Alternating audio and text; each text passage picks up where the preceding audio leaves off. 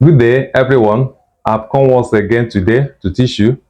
The topic that we want to discuss today is isotopes or isotopy.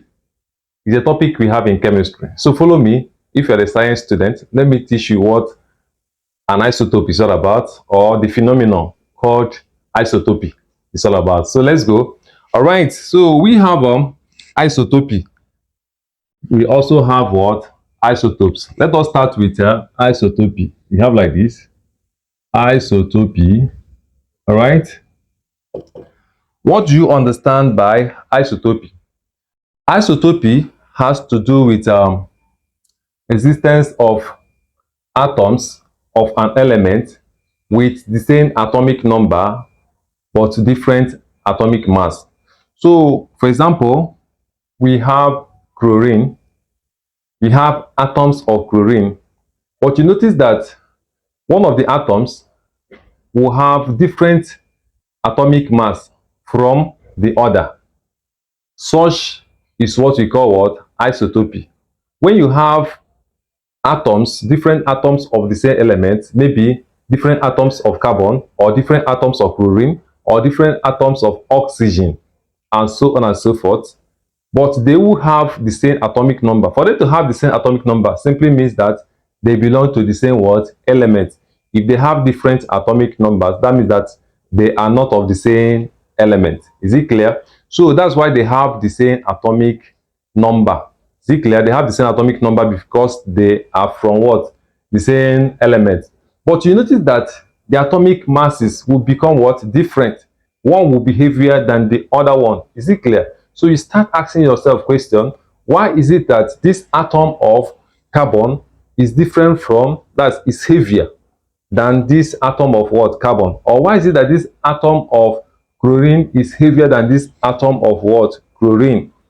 That is what we call what? Isotopy. The existence of such atoms of the same element, which being of the same element, they will have similar atomic numbers, but they will now have different atomic masses because they are now of what?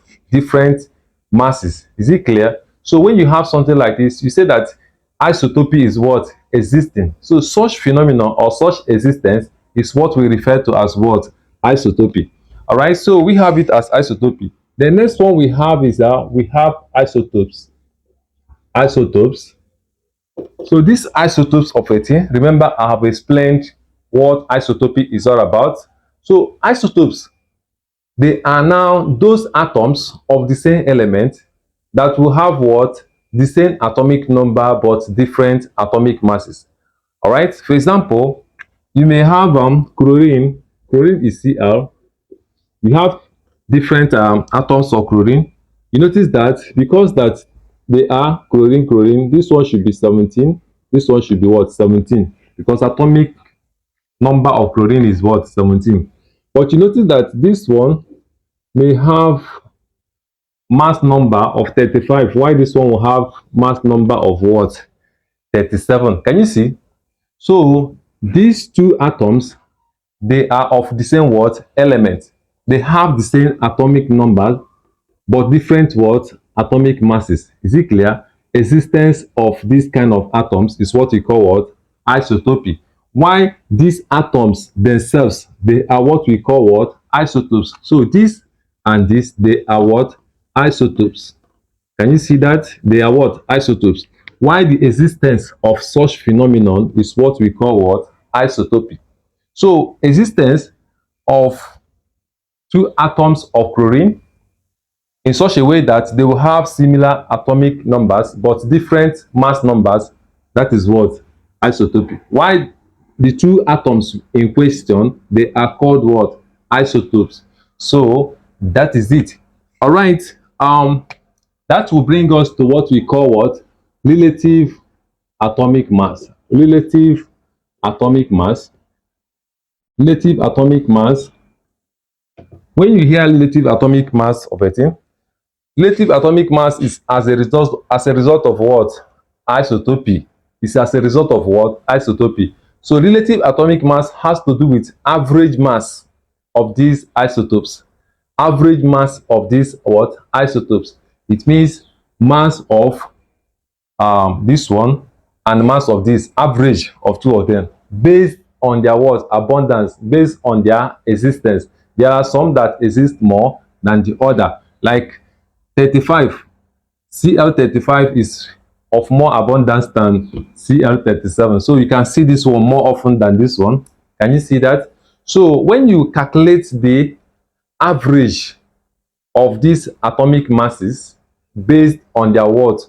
Relative abundances, the mass that you are going to get is what we call relative atomic mass of that chlorine, relative atomic mass of that carbon, relative atomic mass of that oxygen. So the average mass of the isotopes according to their what? Relative abundance. That is what we refer to as what? Relative atomic what? Mass of that element. All right, follow me. Let me show you an example how to calculate relative atomic mass of an element. Let me show you. All right, we have example one. Example one says an element X has two isotopes of X20 and X22 in the ratio of 1:3. What is the relative atomic mass of X? So we have solution like this. When you look at this example given to us here, notice that the element we are talking about is what? X. So it has two atoms. They have the same atomic numbers. Can you see? Atomic number of this is 10 and atomic number of this is what? 10. Is it clear?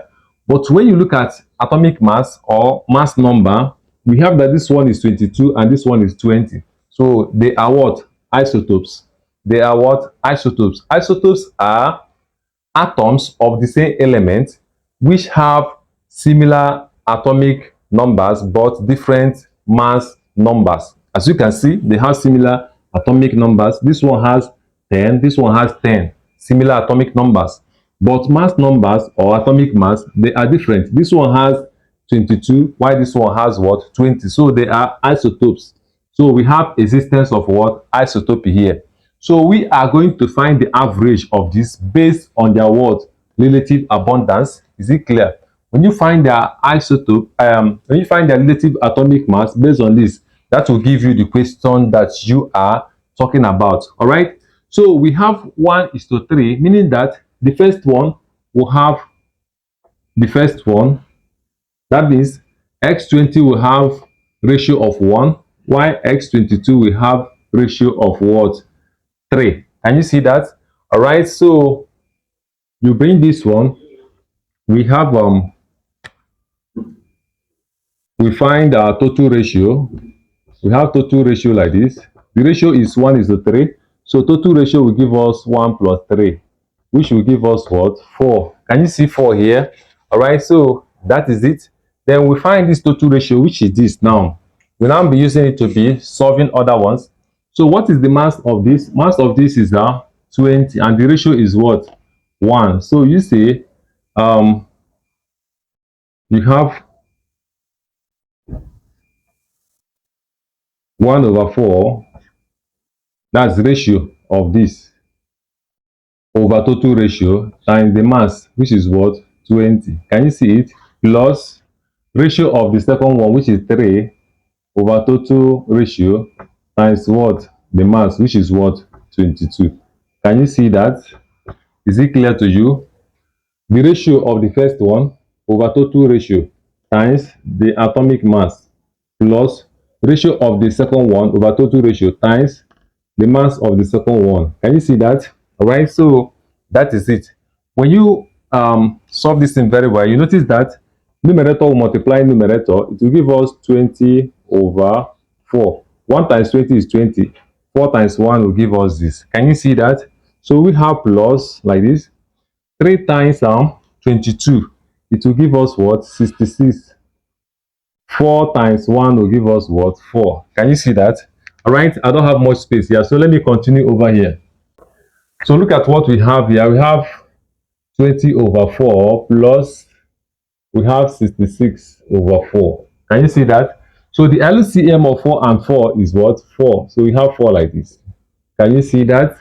All right, so when 4 divides itself, it will give us 1. 1 times 20 will give us 20. Plus, when 4 divides 4, it will give us what? 1 times 66. You have 66 like this. Can you see that? All right, so we add 20 plus 66 will give us what? 86 over 4. Can you see it? All right, so looking at this now, we'll break down.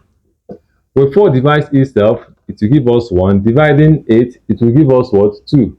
When 4 divides 6, it will give us 1, remainder 2. So we are going to have something of this nature. So this will give us 21 whole number. We have 2 over 4. This 2 over 4, 2 can divide, you have 1. Dividing this, you have 2. So the actual, this thing is there. We have 21 whole number, 1 over 2, which can be written as 21.5 grams. Can you see it? Grams. So the relative atomic mass of this element X is 21.5 grams. That is how it can be solved. Can you see that? We found it by looking for the average based on the relative abundance or based on the ratio of existence. Can you see that? So when you follow these steps, you are going to get your relative atomic mass. All right, I believe that you enjoyed the way I just solved it. Remember, this is Engineer Kenneth tutorial. Follow this page and share this video so that it will get to the right students that need to acquire this knowledge. Bye.